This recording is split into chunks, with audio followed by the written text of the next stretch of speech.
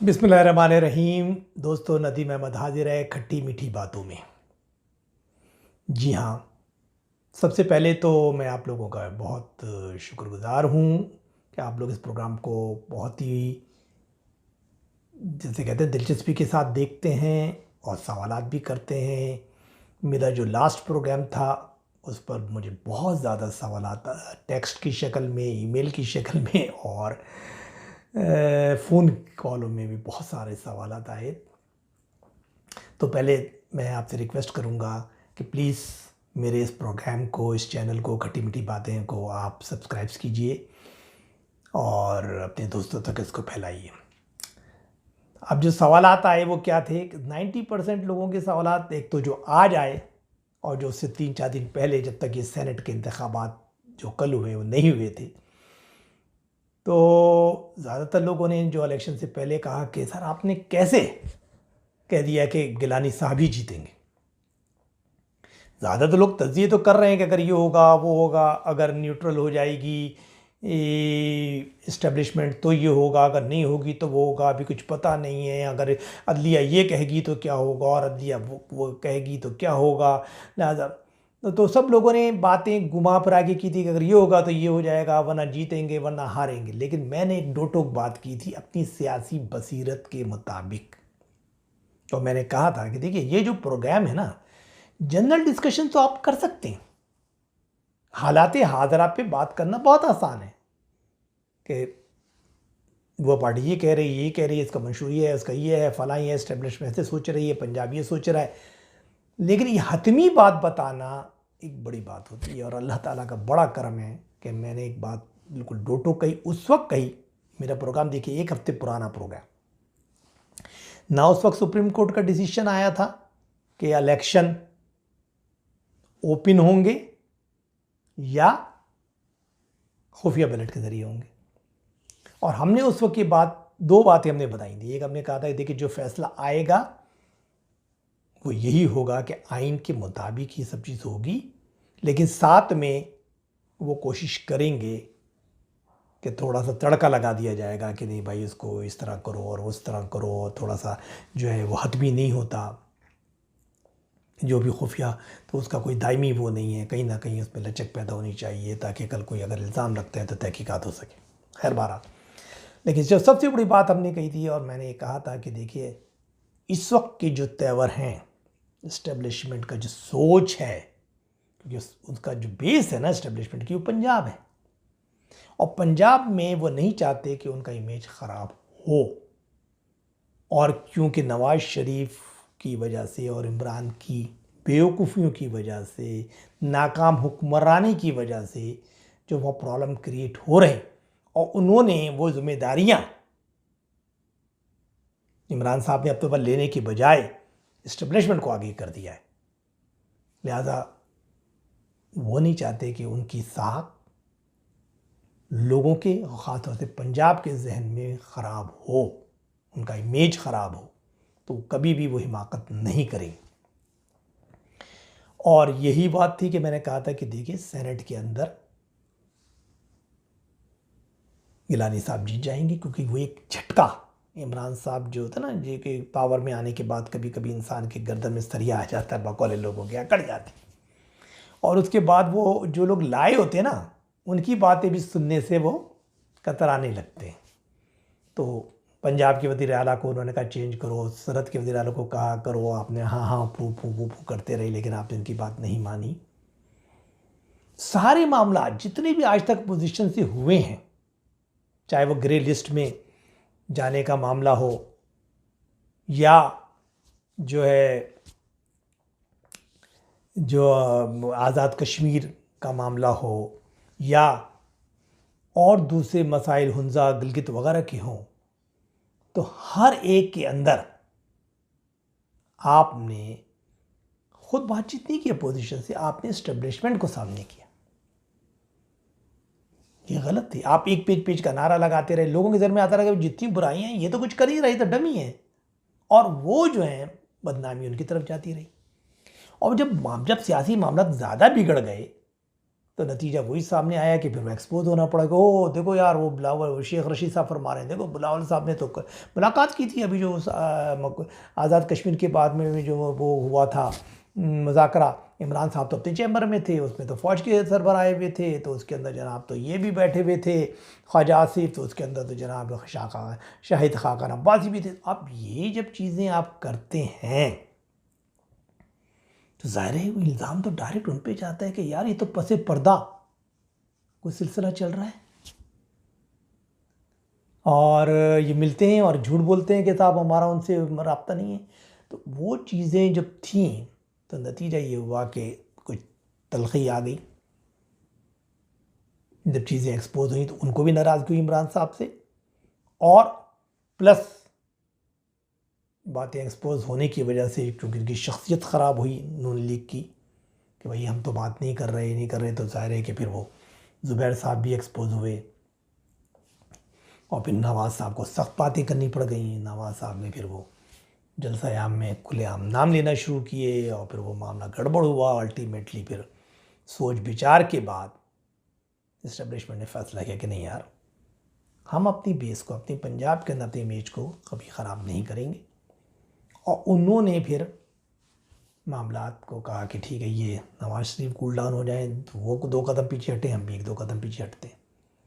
और फ़ायदा क्या हुआ? देखिए, मेरे पिछले अगर आप 5-7 प्रोग्राम देख लेंगे ना, तो मैंने उस वक्त भी कहा था, मेरा बल्कि जो प्रोग्राम था उसका उन्वान भी था कि इस्टेब्लिशमेंट और बिलावल में प्यार। तो वो यही था, क्योंकि देखिए जब कराची का जलसा होता है पीडीएम का, रात को जो हमारे अली जैदी साहब और गवर्नर साहब मिलके, गवर्नर सिंह जो है वो चक्कर चला के और दबाव दे के और वो करके और वो जमा के जो कोर कमांडर वगैरह के थ्रू उनकी मरियम साहिबा के होटल पे छापा डलवा देते हैं और उसको, उनके शौहर को गिरफ़्तार करते हैं, सफदर कैप्टन को। तो मेरे भाई, उस वक्त जो सबसे जो मसला था, बिलावल को कॉल किसने की थी? Army chief. और उसी वक्त हमने आपको बता दिया था कि देखिए अब जो बीच का रोल है ना, वो करेगा पीस पार्टी, बिलावल साहब रोल प्ले करेंगे। 2 क़ुव्वतों के दरमियान जिनमें बहुत ज़्यादा इख्तलाफ है, जो डायरेक्ट नहीं बैठ सकते, एक तरफ इस्टेब्लिशमेंट, दूसरी तरफ नवाज शरीफ। तो इसका जो रोल है ना, वो बिलावल जरदारी के हाथ में है, और इसलिए उनकी चाहत और क़ुव्वत बढ़ती जा रही है। और यही हुआ कि जब ये क़ुव्वतें, ख़ासतौर से जैसे मैंने अपने लास्ट प्रोग्राम में भी कहा कि क्योंकि स्टेक होल्डर इस पावर गेम में ना नवाज शरीफ है ना मौलाना फजल रहमान, तो ये तो गुस्से में थे कि भाई रिज़ाइन करो और ये करो और धरने दो और तोड़ दो और फोड़ दो और ये कर दो और वो कर दो, बस हुकूमत ख़त्म करो, सेनेट का इंतखाब भी नहीं है, उससे पहले पहले करो। जरदारी साहब ने इस्टेब्लिशमेंट से बात की, उन्होंने कहा यार थोड़ा पीछे हो, इधर मैं नवाज साहब को भी समझाता हूँ, मामला को कूल डाउन करना पड़ेगा। उन्होंने कहा ठीक है, अगर आप करें तो आप बीच के अंदर आइए, आप मसलहत का जो है ना, मसलहतकार का रोल अदा करें। जरदारी साहब ने नवाज साहब को समझाया, मरियम को समझाया, उनसे कहा कि भाई कूल डाउन हो जाओ, ज़िमनी इंतख़ाबात करते हैं, उसमें करवाते हैं और उसमें देख लेते हैं कि इस्टेब्लिशमेंट कितनी न्यूट्रल है। अगर वो कहते हैं यार तुम भी अपने थोड़े 2 स्टेप पीछे हो जाओ। देखिए उसके बाद से नवाज साहब ने कहीं ना तकरीर की ऐसी जिसमें उनके नाम लिए हो, ना डायरेक्ट अटैक किया, बल्कि डस्का के इंतखाबात जो ज़िमनी उसके अंदर उन्होंने जो बयान जारी किया उसमें सिर्फ इंतज़ामिया पर, इमरान खान पर और पंजाब हुकूमत की ज़िम्मेदारी डाली, उन्होंने किसी और सेलेक्टर वगैरह की बात नहीं की। तो यही बात क्लियर नज़र आ रही थी। और वही बात जो मैंने कहा, बल्कि मेरा प्रोग्राम है उसका, बल्कि आप जो पढ़े उसमें मैंने कहा था कि एक जरदारी सब पर भारी। तो मैंने कहा वही बात, उन्होंने जाके न सिर्फ इनको समझाया कि भाई देखो, अगर वो कह रहे हैं इस्टेब्लिशमेंट और उसके बाहर कोई, क्योंकि मैं पहले बता चुका हूँ पाकिस्तान में कोई नज़रियाती पार्टी नहीं है, कोई नज़रियाती पार्टी, जितने MNA MPs बनते हैं वो सिर्फ 10 करोड़ लगाओ 50 करोड़ बनाओ, हैं 50 करोड़ लगाओ 1 अरब बनाओ, सेनेटर्स हैं ये सब पैसे बनाते। तो नज़रियाती पार्टी नहीं, कोई तहरीक कामयाब नहीं होगी, ना हो सकती है बगैर इस्टेब्लिशमेंट के आशीर्वाद के, चाहे वो कोई भी तहरीक हो। तो नतीजा जरदारी साहब ने कहा कि अमलियत पसंद बनी है भैया, खुद आप जज्बात को कंट्रोल कीजिए, ठीक है, ऑफेंसिव द बेस्ट डिफेंस, आपने ऑफेंसिव हो गए, अब वो बात करने में तैयार हैं तो आप भी ठंडे हो जाइए, वो भी हो जाइए। और नतीजा ये हो कि नवाज़ साहब और मरीम ने इस बात को माना, वो कूल डाउन हुए। उन्होंने भी कहा कि ठीक है हम कूल डाउन होते हैं। उन्होंने कहा कि अब हम एक सफ़े की बात नहीं करेंगे, मैदान खाली है, इमरान के पास अपनी ताकत है, इनके पास तो आपकी अपनी, दिखाइए, दोनों एक दूसरे को सियासी अखाड़े में उतरिए, मारिए कूटिए, जो भी कीजिए, जो जीतेगा ठीक है। और नतीजा आपके ज़ाहिर उसके बाद ज़िमनी इंतखाबात हुए, ज़्यादा साहब हिस्सा लो, सब ने हिस्सा लिया और वो बारीक सिरे से जीते। और न उससे के बहुत ज़्यादा एक्सपोज कौन हुए?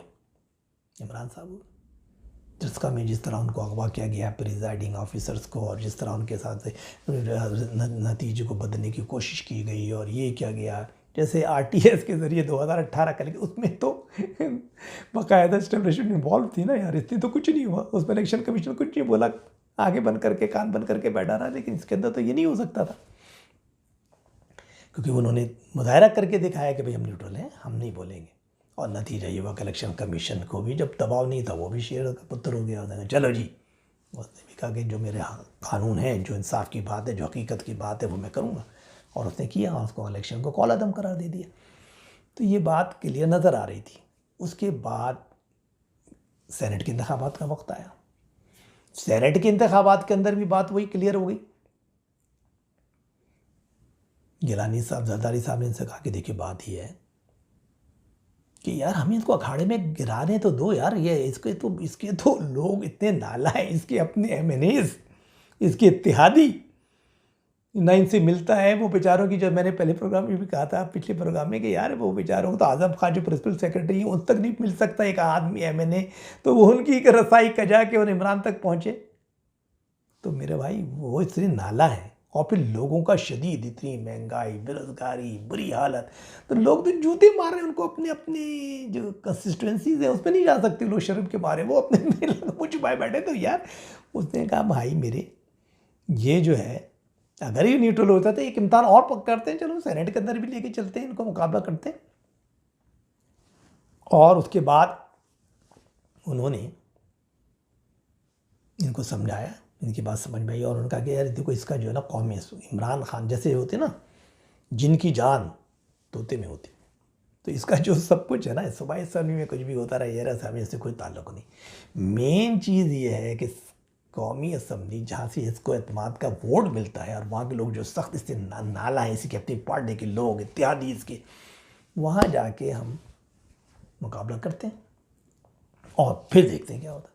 और उन्होंने गिलानी साहब को खड़ा कर दिया। ज़ाहिर गिलानी साहब पुराने मंजीवे सियासतदान हैं, और उनके बहुत ज़्यादा फैमिली टर्म्स है, इवन दो कि चाहे वो अपोजिशन में हो लोग। देखिए आधे लोग जो हैं MNA MPs जो हैं, वो तो कोई मुस्लिम लीग से और पीस पार्टी से छूट कर ही आए हैं ना। ये तो वो लोग हैं जो गिलानी साहब के साथ, जब वो स्पीकर कौमी असम्बली थे तब भी उसके साथ काम कर चुके, जब वज़ीर आज़म थे तब भी उसके साथ काम कर चुके। और उनकी तबीयत ऐसी है, कुछ लोगों की तबीयत ऐसी होती है कि वो लोग से बना के रखते हैं, लड़ाई नहीं करते। जरदारी साहब हुए, गिलानी साहब हुए, चौधरी बिरादरान जय चौधरी शुजात हुए, परवेज़ इलाही हुए हैं।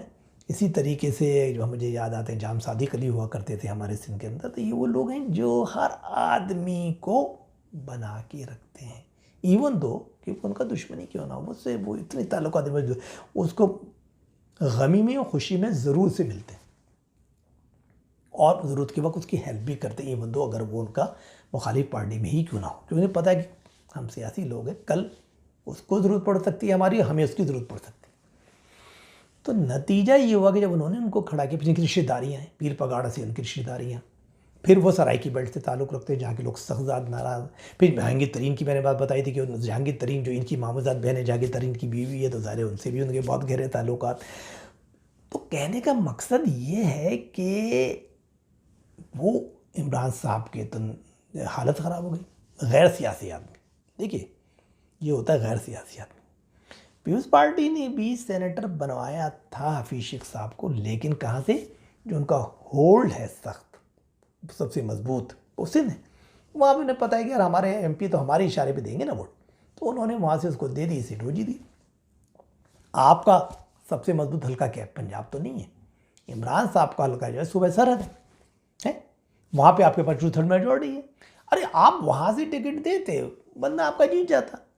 आपको कुछ सियासी शऊर आप ला रहे हैं उसको इस्लामाबाद से,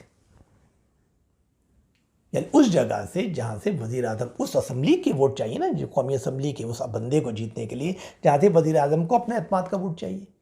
तो आपकी बेवकूफ़ी ये थी कि आपके एमएलए सारे आपसे चिड़े बैठे, आपके इत्यादि आपसे चिड़े बैठे हैं, और आपने जो है ना वहाँ से उस बंदे को खड़ा कर दिया जिस बंदे को जानते नहीं। एक तो वैसी पार्टी में इख्तलाफ आते हैं कि यार एक तो इलेक्टेड और नॉन इलेक्टेड, आप लाते हैं जुल्फ़ी को बाहर से बना देते हैं, उसका कोई इलेक्शन से ताल्लुक़ नहीं है। आप लाते हैं हफीज़ पाशा साहब को बना देते हैं, उनका कोई इलेक्शन से या पार्टी से ताल्लुक़ नहीं। आप लाते हैं वो शहबाज गिल साहब को बना देते हैं, उन बाहर से ला के उसका कोई ताल्लुक़ नहीं। नदीम बाबर को, यानी आप कर क्या रहे हैं? आप तो तमाम अपने दोस्त अहबाब को जिनका पॉलिटिक्स से कोई ताल्लुक़ नहीं, पार्टी से कोई ताल्लुक़ नहीं, और वो आपके दोस्त हैं, अहबाब हैं या डोनर हैं, आपके एटीएम मशीन है आपकी, आप उनको जो है ना ला रहे हैं और उनको तरजीह दे रहे हैं, उनको मिनिस्टर दे रहे हैं, उनको पावर दे रहे हैं, और वो बेचारे जो मेहनत करके पैसा खर्च करके आपके पार्टी के साथ चल के ये करके 20 साल से, कोई 10 साल से, कोई 5 साल से, कोई 2 साल से, कोई 1 साल से, और कोई पैसे लगा के आया है, उसकी कोई वैल्यू नहीं। उसको आपको ना मिनिस्टर बनाते ना कुछ बनाते। तो एक बड़ी जंग है पार्टी के अंदर। और वो ज़रदारी साहब ने कहा यार इसको एक्सप्लॉइट तो करो। यही उन्होंने नवाज़ को समझाया, यही उन्होंने मौलाना साहब को, यही कहा यार आप गेम तो खेलने दो ना यार, अभी गेम तो चल रहा है ना प्यारे। अगर हार गए तो कोई बात नहीं, जीत गए तो कोई बात नहीं, चलेंगे। और उन्होंने करके दिखाया। अब आखिरी दिनों अब मुझे जो ज़्यादा कॉलें आई कि यार एक तो आपने ये बात बता दी थी, फिर आपको जब 2 दिन पहले मुझे वो आना और ये हो गया, बल्कि रात को, अरे यार ये क्या कर रहे रणदीप साहब ने तो कह दिया जीत गए, और ये देखो ये वो कैसा हो गया हो, हैदर गिलानी वाला गेम आ गया हो, तो वीडियो आ गई। मैंने कहा यार ये तो प्लांटेड गेम होते, इंस्टेंट होते। जैसे तहलका.com थी ना इंडिया के अंदर, वहाँ पर भी होता था कि यार वो बहरूप बन के कोई आदमी गया और वो करके से वीडियो बना ली। तो यार ये चीज़ें सियासत में बड़ी आम होती है। अभी जरदारी साहब ने क्या बताया, मैं कहा कि मेरे पास भी 2 महीने आए थे, आगे आप जरदारी हाउस पहुँचे और आ गए कि जो अभी वो इस्लामाबाद जब गए हुए थे कि भाई जो है ना हमें जरदारी साहब से मिलना है, और हम जो पीटीए के वो हैं, और ये उन्होंने कहा भाई बुलावट तो इनको भगा दो कि भाई ये ड्रामा करने आए, क्योंकि जो आदमी जब वो डायरेक्ट मेरे पास ही किसी को अप्रोच नहीं करेगा। तो कहने का मकसद ये है, भाई मैंने कहा कि यार ये सब ड्रामा है, ये सब बकवास बात है। वसाइल आपके पास ज़्यादा है, ज़रा आपके पास, आप हुकूमत में, आप बिलियन से डर, आप लोगों को 50 करोड़ के यहाँ खर्च कर दो, इतने वो तरक्याती काम, ब्रिज का ऐलान कर दो, एक यूनिवर्सिटी के सही बुनियाद रख दो, पार्क बना दो। ये अरे यार आप कर सकते हैं आप, क्योंकि ज़ाहिर है उनके अंदर जब वो तरक्याती फंड जाता है तो उसके अंदर 10% तो उनका भी कमीशन होता है, 15% हो जाए जो है वहाँ का एमएनए होता है जो सेलेक्ट करता है। तो भाई वो इसी तरह तो माल खाते हैं डायरेक्ट। और जब ये केस भी कोर्ट जो फ़ायदीसा केस में गया तो सारे के वो आपने दबवा दिया चीफ जस्टिस के ज़रिए, गुलजार साहब के ज़रिए, तो ये तो खैर कोई मसला नहीं था कि उसको।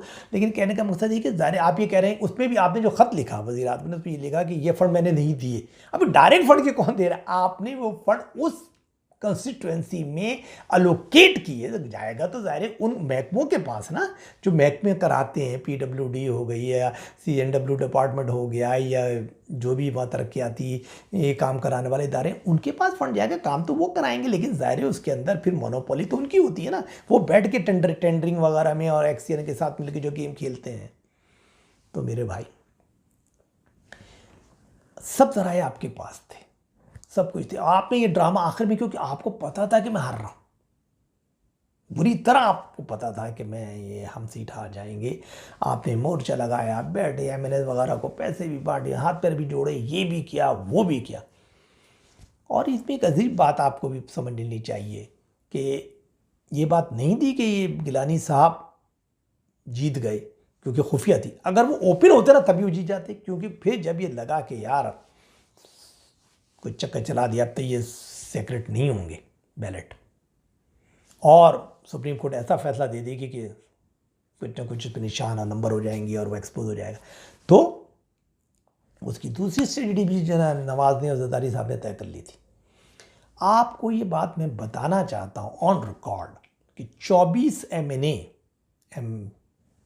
पीटीआई के वो पहुँचे थे जरदारी साहब के पास, खाकान अब्बासी साहब के पास, मरियम के पास, और उन्होंने कहा कि जी देखिए हम नाला है, हम ओपन होने में तैयार हैं, हम बिल्कुल मैदान में आके आपको वोट देंगे। सिर्फ हम ये चाहिए कि नेक्स्ट इलेक्शन में, क्योंकि उसमें 19 आदमी पंजाब से थे, कि हमारा पंजाब से आप जो हमारे इलाका जहाँ से हम जीते हैं पीटीआई के नाम पे, उसका टिकट हम नून लीग हमें देगी उस इलाके से।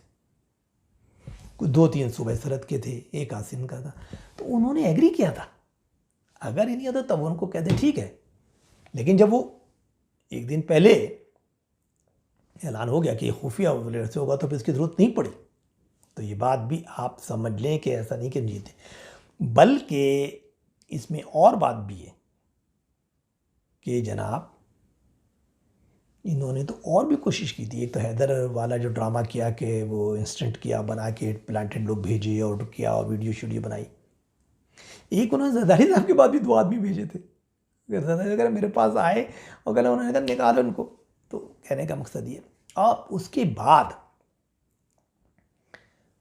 जो मसला ये था कि रात को फिर इन्होंने बहुत कोशिश की। जिस दिन इलेक्शन था दूसरी दिन उस रात को तो बिल्कुल इन्होंने जितनी भी, तो देखिए एक होती है एस्टेब्लिशमेंट अपर लेवल और एक होता है लो लेवल। तो अपर लेवल पे तो जब बात हो चुकी थी तो वो लोग खामोश थे, कुछ नहीं हो रहा था। लेकिन निजी लेवल में कुछ लोगों ने दोस्ती यारी की बुनियाद पे कुछ फ़ोन करना शुरू किए MNS को, और उनको तड़ियाँ छड़ियाँ लगाई, जिसमें नवाज लीग के MNS थे, 1-2 पीस पार्टी के थे। और उस पर फिर बिलावल साहब ने बाकायदा ऊपर फ़ोन करके कहा कि साहब ये क्या हो रहा है, आप तो न्यूट्रल की बात करते थे। तो फिर इसके बावजूद भी देखिए 24 MNA हैं, लेकिन इसके बाद भी ऑन रिकॉर्ड या जो इस वक्त इस्लामाबाद में खबरें चल रही हुई है कि नून लीग के 5-6 आदमी और 3 आदमी और पीपल्स पार्टी के 5 आदमी जो है वो भी इन्होंने कहा यार हमारे आदमी तो बागी हो गए नवाज से, वो इमरान से, तो वो तो इमरान को नहीं देंगे, तो 24 आदमी जा रहे, तो कुछ इनके तोड़ो अपोजिशन के। 3 आदमी नवाज लीग के, 5 आदमी पीपल्स पार्टी के बाकायदा टूटे और उन्होंने वोट हफीज शेख साहब को दिया। अगर वो नहीं देते ना तो ये डिफरेंस 20 का होता। जो लिस्ट उन्होंने जब पहली दिन बिलावल साहब गए थे जाती उमरा और जाके मरियम से मिले, तो उन्होंने 185 आदमियों की लिस्ट उनको पेश की थी कि ये बंदे हमारे साथ हैं। उसमें वो 24 लोग भी शामिल थे जो कहते थे यार सिर्फ हमें ये एश्योरेंस चाहिए, डेट्स इट, कि हमें आप नेक्स्ट टिकट नवाज लीग का या पीपल्स पार्टी का दे देंगे और हम जीतेंगे। पंजाब में नवाज लीग का और बाकी जो है इधर उधर से एक आध सिंध का पीपल्स पार्टी का। तो कहने का मकसद ये है कि मेरे भाई धांधली का जो अब ड्रामा कर रहे हैं या बेवकूफ़ बना रहे हैं, ये क्या है। और सबसे ज़्यादा मजे की बात है कि आपने टिकट भेजे, जो मैंने बताया मेरा उससे पुराना प्रोग्राम देखे कि यार सेनेट के इंतखाबात होते क्या, सेनेट के इंतखाबात में तो पैसे बढ़ते हैं ना भाई, टक टक टक टक टक टक।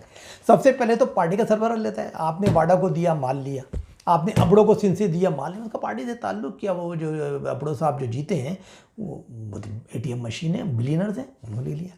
आपने जो है वो अब्दुल कादिर को आज़ाद, हालांकि आपके 7 मेंबर थे बलूचिस्तान से, और बेचारा वो यार मोहम्मद दरिंद रोता रहा जो आपका स्पीकर था, लेकिन आपने उसको लिफ्ट के मेरे बेटे को दे दो, नहीं दिया, क्योंकि आपने टिकट अब्दुल कादिर को बेचा जो कि सबसे बड़ा ठेकेदार है, बिलियनर्स है। और उसको फिर पार्टी के वजह आज़ाद जितवाया, लेकिन वोट अपना साथ का डलवाया और बाप से वोट डलवाया BAP से, और उसके बाद उसको जितवा दिया।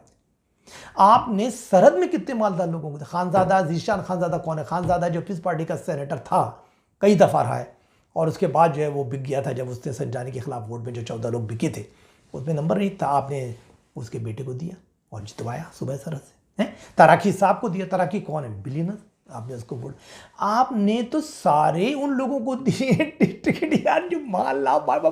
तो आप तो करोड़ों कमा रहे हैं, बकौल आकर जतोई की 35 करोड़ तो सिर्फ इससे दिए हैं बुढ़ों ने। जब आप कमा रहे हैं और आप अपने MNA MP से करें इसको वोट दे दो यार, वो कहेगा भाई मैं क्या दे दूँ, तू तो 35 करोड़ ले मैं बांट रहा था, हमें क्या मिल रहा है भैया। तो कहने की बात यह है कि कोई शरीफ नहीं है यहाँ पे, जितने लोग हैं, जितनी पार्टियाँ, चाहे पीपल्स पार्टी है, चाहे PTI है, चाहे नवाज लीग है, चाहे जो भी है, सब कोई नजरियाती नहीं है, सब इंतखाबी पार्टी है। यहाँ लोग मफादात के लिए आते हैं, पैसे लगाते हैं, पैसे कमाते हैं।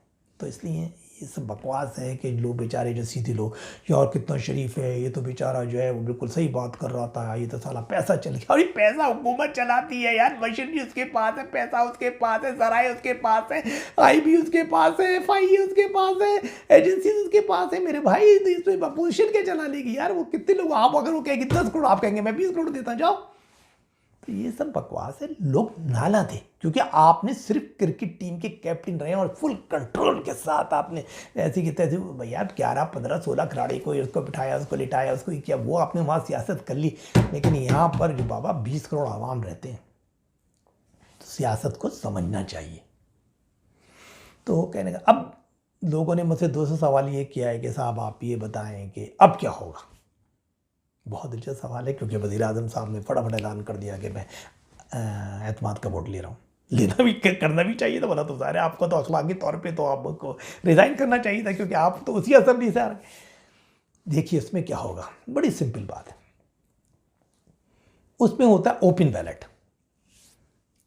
अब उसमें भी अब इनको बहुत जल्दी इसलिए कर रहे हैं, कह रहे हैं 1-2 दिन में हम करा के निकल जाएं। क्यों? कि अगर इन्होंने 10-15 दिन का टाइम लिया तो या उसमें भी हार जा सकते हैं, क्योंकि वो 24 अरकान जो मैं बता रहा हूँ ना, जो ये कहते हैं कि यार सिर्फ हमें एश्योरेंस दे दो कि हम आपको टिकट देंगे नेक्स्ट इलेक्शन में, ऐसी की तैसी हम खुल के आते हैं, अपना फॉरवर्ड ब्लॉक बनाते हैं, ज़्यादा क्या डिफेक्शन क्लॉज लगेगी, वहाँ पे री इलेक्शन होगा, तो बाई इलेक्शन में तो हमें जीतना ही, आप ही को जीतना, हम आ जाओ, आपको टिकट मिलेगा तो आप तो आपकी तरफ से जीतेंगे ना भाई।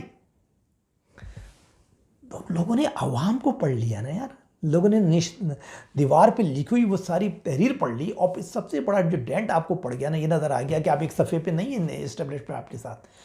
और ये वो फोर्स है कि क्योंकि जो लोग आपसे जुड़े हुए भी थे ना, वो सिर्फ इस बुनियाद पे जुड़े हुए थे ना भाई, कि इस्टेब्लिशमेंट यानी के साथ है, वही लेकर आई, उसने जो है RTS बन कर आया, रातों रात रिजल्ट किए, पूरा कराची इनकी गोद में डाला, पूरा सराय की बेल्ट को ये किया, वो किया, ना किया, और बना दिया इनको। वो तो सही है, लेकिन जब उनको ही नज़र आएगा कि ले भाई ये तो बंदा इधर से भी गया, वो साला वो भी जो हमारे हार गए, जितने कहना चाहिए कि क्या कहलाते हैं उनको, ज़मीनी इंतखाबात में भी हमें शिकस्त हो गई, और अब जो है हमें जो है ना सेनेट में कि जो मेन मार्के के अंदर भी हो गई, तो बड़ा मसला है। इसका मतलब है कि वो पीछे से इशारा ख़त्म हो गया। तो वो जब चीज़ चलेगी तो बात दूर तक जाएगी। तो इससे अच्छा है कि अभी तो ये ले लेंगे सेनेट के, जिसका मुझे मैं आपको बता देता हूँ कि एतमाद का वोट ले लेंगे, लेकिन ये हुकूमत नहीं चला पाएंगे, ये भी हम बता दें। क्योंकि वो अगर अब इनको या तो 2-4 दिन में ये 1 हफ्ते के अंदर अपना ले लें एतमाद का वोट, वरना उसके बाद मामला बहुत गंभीर होंगे, फिर इन पर प्रेशर और बढ़ेगा। या अभी एक बंद गली में जा चुके हैं, ऐसी बंद गली जहाँ से, क्योंकि आप सियासी नहीं हैं, आपने सबको अपना मुखालिफ ही बनाया, दोस्त नहीं बनाया। इवन अपनी पार्टी के लोगों को अपना मुखालिफ बना लिया था। अपोजिशन से आप क्या बात करोगे? सियासत बड़े ठहराव ठंडेपन का नाम। जीतने के बाद आपको हर एक से बड़ी मोहब्बत और तरीके से करना पड़ता है, क्योंकि हारने वाला भी कोई दुश्मन नहीं था आपका। हार जीत होती है, कभी आप ऊँचे होते हैं, कभी दूसरा ऊँचे होता है, कभी आप गिरते हैं, कभी गिरता है, लेकिन उस पर इज़्ज़त नफ्स एक दूसरे की रखी जाती है। उसमें अगर आप बहुत ज़्यादा दीवार से लगाएंगे तो फिर वापसी का रास्ता बंद हो जाता है। तो प्रोग्राम काफ़ी तवील हो गया है, इसलिए मैं इसको यहाँ ख़त्म करता हूँ। लेकिन मैं कोशिश करूँगा कि विद इन 1 और 2 डेज़ या 3 डेज़ में आपको, क्योंकि अब लोग ये कह रहे हैं आप जल्दी करें, आप जो है बहुत दिनों बाद प्रोग्राम करते हैं और उसकी वजह से काफ़ी तशनीगी रहती है। कोई बात नहीं, इंशाअल्लाह ताला उसमें हम मज़ीद आपको बताएंगे। और चलते चलते भी क्लियर कर दें कि MKM भी कौमी असम्बली में इनके ख़िलाफ़ जा रही थी, और उसको किस तरीके से ये वापस लाए या लाया गया है, किसके थ्रू, वो भी एक कहानी है जो कभी होगी तो बात करेंगे। तो वरना तो पता नहीं कितने वोटों से हफीज़ शेख साहब का अल्लाह हाफिज़ था, और हफीज़ शेख नहीं आ रहे, इमरान साहब की शख्सियत तार तार हुई है, उनकी सियासत एक्सपोज हुई है, और उनकी पार्टी में वो शगाफ पड़ा है। यानी सफ़ा एक नहीं है, एक सफ़े का खेल ख़त्म हो गया। और जब ये ख़त्म होता है तो बरसाती मेंढक टक टक टक टक टक टक टक टक टक फुदकने लगते। तो मेरे भाई, जब तक के लिए इजाज़त, इंशाअल्लाह फिर बात होगी। खुदा हाफिज़।